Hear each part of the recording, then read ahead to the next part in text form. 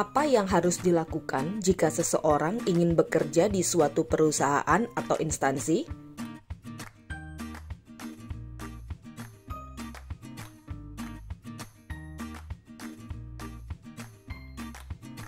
Ya, benar sekali. Orang tersebut harus menulis surat lamaran pekerjaan terlebih dahulu.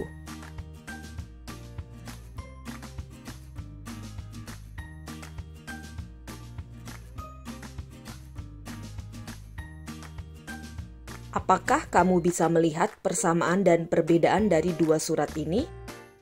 Kedua surat ini sama-sama surat pribadi.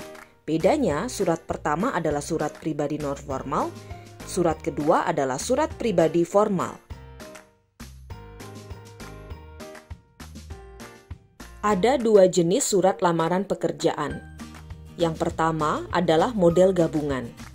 Surat lamaran pekerjaan jenis ini adalah surat lamaran pekerjaan yang digabungkan dengan riwayat hidup. Yang kedua adalah model terpisah. Surat lamaran pekerjaan ini adalah surat lamaran pekerjaan yang dipisahkan dengan riwayat hidup. Pada praktiknya, model terpisah lebih digemari oleh pelamar kerja karena suratnya tidak terlalu panjang. Sebelum menulis surat lamaran pekerjaan, ada beberapa hal yang harus kamu perhatikan berkaitan dengan bahasa surat lamaran pekerjaan. Karena surat ini adalah surat formal, jadi gunakanlah bahasa Indonesia yang baik dan benar. Kedua, gunakanlah bahasa yang sopan.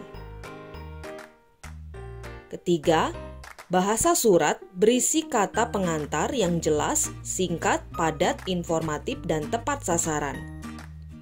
Keempat, jika surat ditulis tangan, tulisan harus bersih, rapi, dan mudah dibaca. Terakhir, surat berisi informasi lengkap yang dibutuhkan perusahaan atau instansi.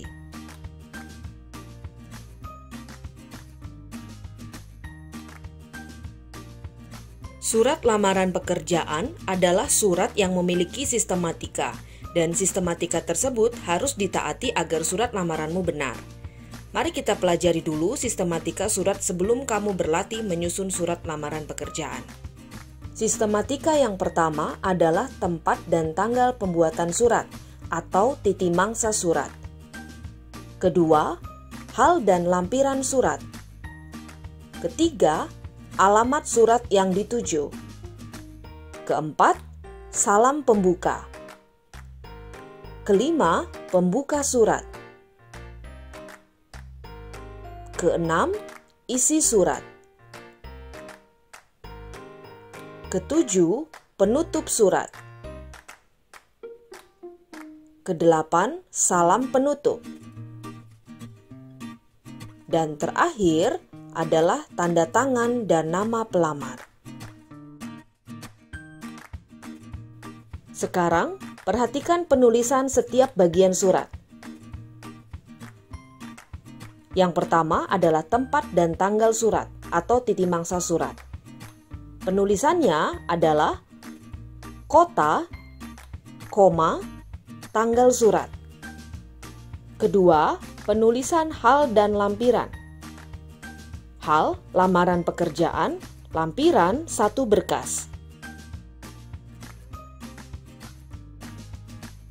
Ketiga, penulisan alamat surat yang dituju. Perhatikan dua contoh alamat surat ini. Sebelum kata YTH atau yang terhormat tidak didahului kata kepada dan tidak diakhiri tanda baca apapun setelah kota.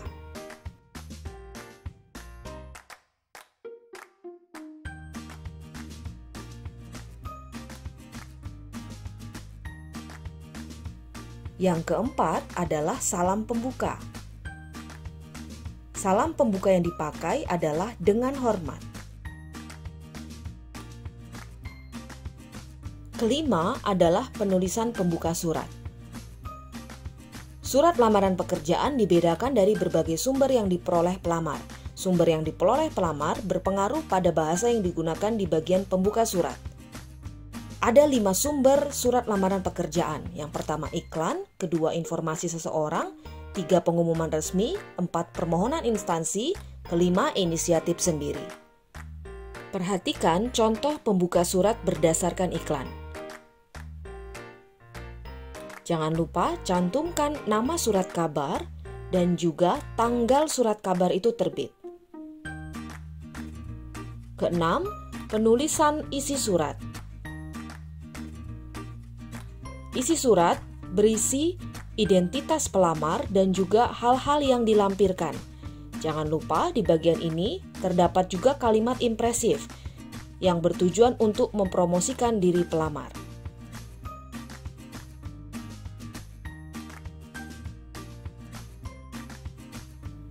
Penulisan yang ketujuh adalah penutup surat.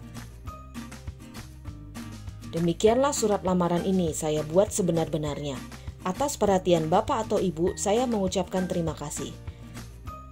Hindari kata perhatiannya, gunakanlah kata sapaan seperti Bapak atau Ibu atau Anda.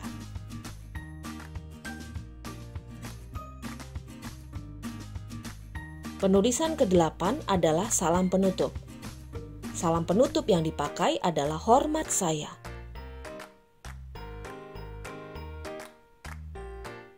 Dan terakhir, tanda tangan dan nama pelamar.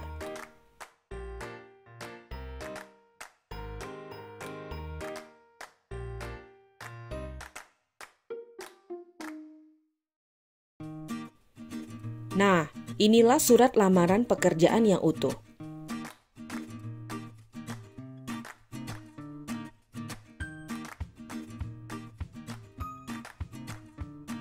Tidak sulit kan menulis surat lamaran pekerjaan? Sekarang kamu bisa mencoba menulisnya sendiri.